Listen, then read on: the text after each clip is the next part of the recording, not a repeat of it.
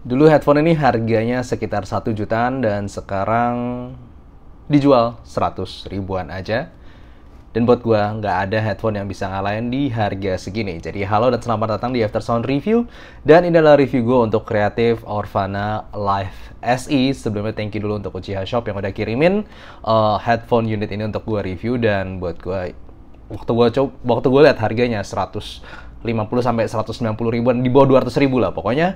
Gue cobain juga combo sama Super X5 ini. Gue langsung lu yang mau headphone harga segini, this is punching much better above its price point. Sangat-sangat bagus. Jadi seperti biasa, gue akan review headphone ini mulai dari build, fit, kemudian juga suaranya. Dan kalau kalian yang tertarik untuk membeli headphone ini, gue saranin cepat beli aja. Kenapa? Karena ini adalah old stock discontinued, makanya bisa murah banget dan jumlahnya terbatas. Jadi gue langsung aja kasih link di description di bawah untuk tempat pembeliannya. Langsung aja cek di Tokopedia. Gue nggak akan bohong kalau headphone ini dijudge dari build quality dan feel-nya doang. Di tangan mungkin bisa dipandang sebelah mata karena dia pakai konstruksinya kebanyakan plastik. Ini plastik di bagian headbandnya, cuma di bagian atas ini pakai semacam leather, protein leather atau leather artificial, dan ada sedikit foam di sini untuk padding, jadi kepala nggak sakit ketika di bagian atas sini. Lalu untungnya untuk rangka dalamnya itu pakai besi, gue rasa, jadi dia masih bisa diginin tanpa takut patah. Kelihatan ini juga untuk adjustmentnya pakai bagian besi. Untuk hinge-nya sendiri juga pakai plastik, cuman kayaknya plastiknya kayak lebih tebal dibandingkan yang sini. Di sini lebih kayak kopong plastiknya, di sini lebih berisi, tapi tetap aja agak tipis ya. Dan kemudian cup-nya sendiri juga dia adalah close back headphone dan plastik. Sekali lagi overall build quality-nya plastik, rada kecek-kecek gitu. Cuman ini gue nggak, selama ini udah beberapa kali gue pakai rada kasar gitu sih, nggak rusak-rusak. Jadi gue rasa lumayan lah secara build quality-nya. Cuman feels-nya aja emang plastik banget. Untuk dalamnya sendiri itu pakai bahan sama juga seperti atasnya, protein leather, cuman di sini lebih kayak ada kerut-kerutannya sedikit. Ini empuk, foam di dalamnya masih empuk, dan di sini ada lagi-lagi foam untuk antara driver dan juga kuping kaliannya, ada L sama R. Dan ini bentuknya jujur aja agak nanggung, dia nggak over ear, nggak juga on ear banget. Jadi sebisa mungkin kalau kalian pakai ini, kupingnya masuk ke dalam sini dan ketutup. Cukup ngesil karena emang lebih maksimal suaranya kalau begitu.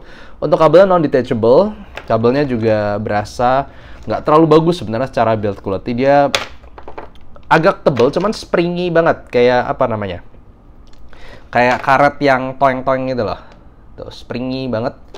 Dan secara fitnya sendiri sebenarnya enak, cuman yang tadi gue bilang, mungkin hati-hati untuk kalian yang punya kuping besar karena ini ear cup-nya tuh kecil, sementara ini cara pakainya tuh over ear, jadi harus kedap bisik dari sini kupingnya. Gini tuh, ini gue melingkari kuping gue dan dibikin agak kedap. Cuman sayangnya kalau misalnya gue pakai kacamata begini, ini agak tidak sekedap begini. Jadi emang ada perbedaan terutama di bass. Kalau gue pakai kacamata, bassnya agak berkurang. Kalau gue kayak gini, bassnya lebih maksimal. Jadi mungkin hati-hati untuk kalian yang kacamatanya frame-nya agak tebel. Gue aja frame-nya agak tipis, tapi masih berasa ya perbedaan secara bass quantity-nya sendiri. Jadi gue kalau mau dapetin bass yang lebih maksimal, gue tanpa kacamata. Tapi kalau gue bilang gue secara kenyamanan, itu juga nggak ada problem. Karena dia cukup kecil, ringan, gue nggak ngerasa panas-panas gimana, dan bagian sininya juga nggak sakit, nggak berat juga ya. Simplenya gue bisa pakai lama-lama tanpa protes. Untuk ngedrive suaranya pakai handphone doang mungkin bisa agak struggle, jadi gue saranin kalian pakai DAC M yang mungkin lumayan powerful lah. At least pakai Super X5 yang sama-sama dari Creative ini cocok, dan ada tulisan di sini juga apa namanya, Super X5 Certified.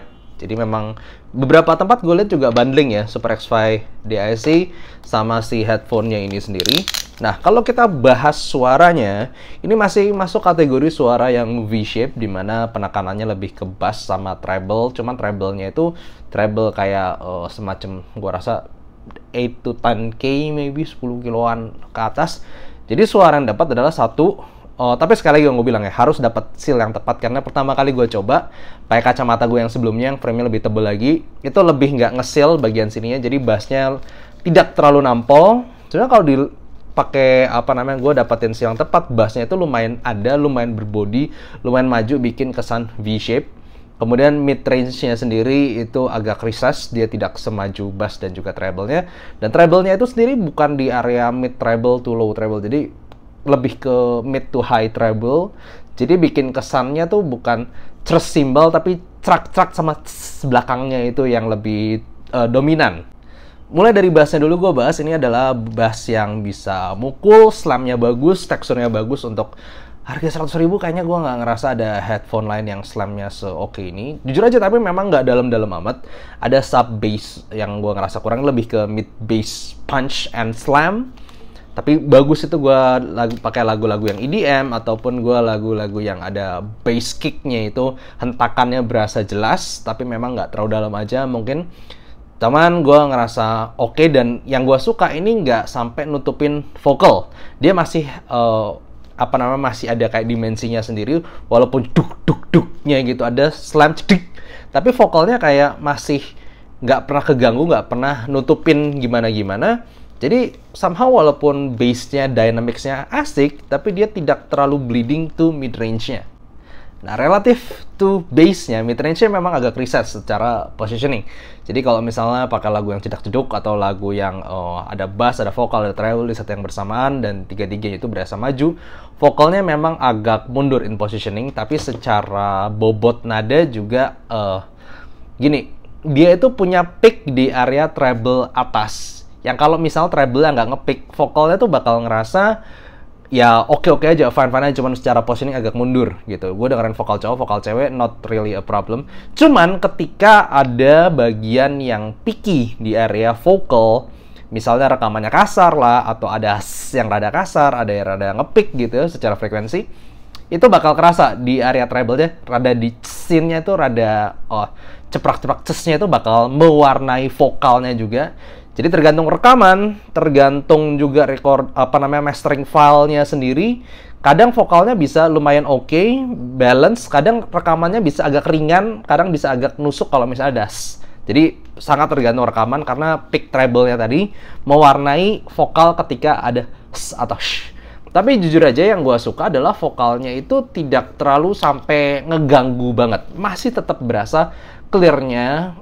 Kejelasan kata-kata tuh masih jelas, cuman memang secara positioning aja sedikit mundur relatively to mid bass punch-nya. Nah, treble yang tadi gue bilang, treble lebih ke high treble, mid to upper treble, jadi lebih memberikan timbre yang cak-cepras, ces-ces gitu, dibandingkan treble yang beranu. Jadi kayak simbalnya tuh lebih ke di belakangnya yang maju, bukan attack di thrush-nya sendiri ketika percussion, ataupun ketika lagi misalnya violin ada atas, tapi atasnya banget yang lebih prominent gitu. Jadi treble ini sendiri bukanlah treble yang kesukaan gue sebenarnya. Dia masih terlalu fokus to high treble banget, sehingga bikin timbre-nya agak sedikit plasticky, agak sedikit ceprak-cepraknya tuh rada kurang natural.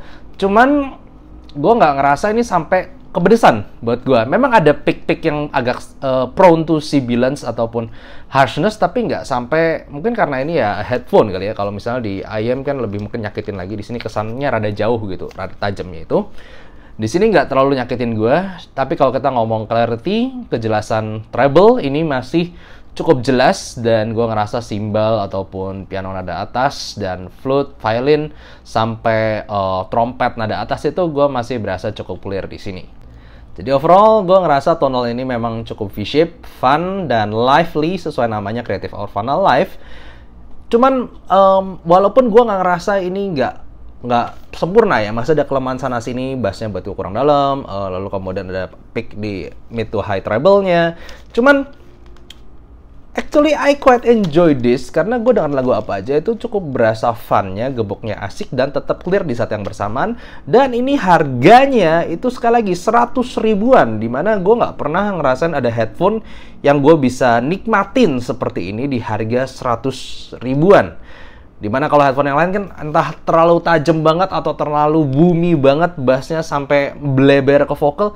Ini enggak gitu, gue dengerin itu masih clear, masih funnya dapet, clearnya dapet, jelasnya dapet, nadanya dapet, imagingnya tetap dapet, kepisah-pisahnya tuh tetap dapet.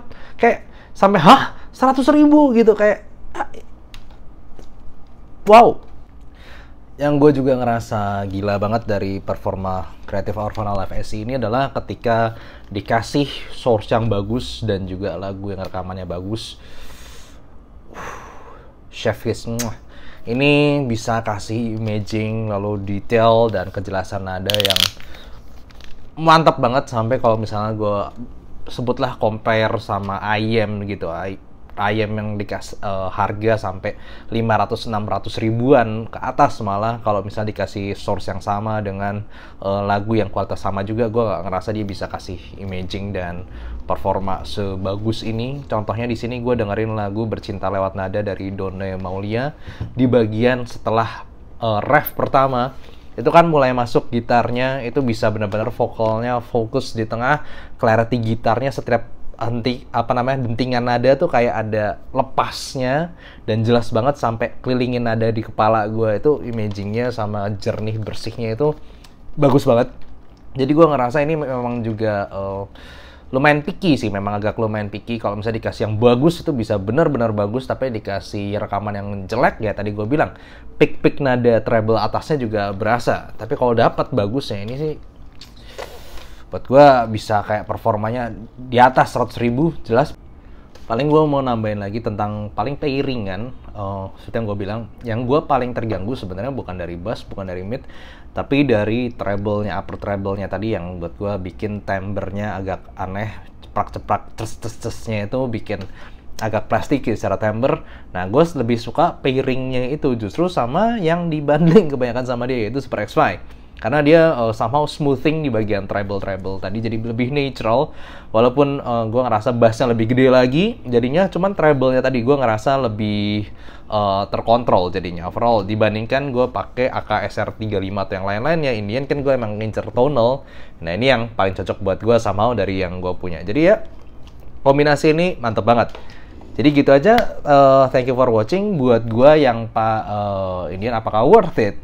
Buat harganya segini, kalau lo mau coba headphone, ya udah nggak usah mikir aja. Apalagi kita ngomong secara kuantitas terbatas. Jadi toh kalau misalnya ternyata nggak cocok, ya paling lepas ruginya juga nggak seberapa. Tapi yang gue rasa ini kan limited dan buat iseng-isengan suaranya secara overall fitting nyaman dan suaranya udah oke.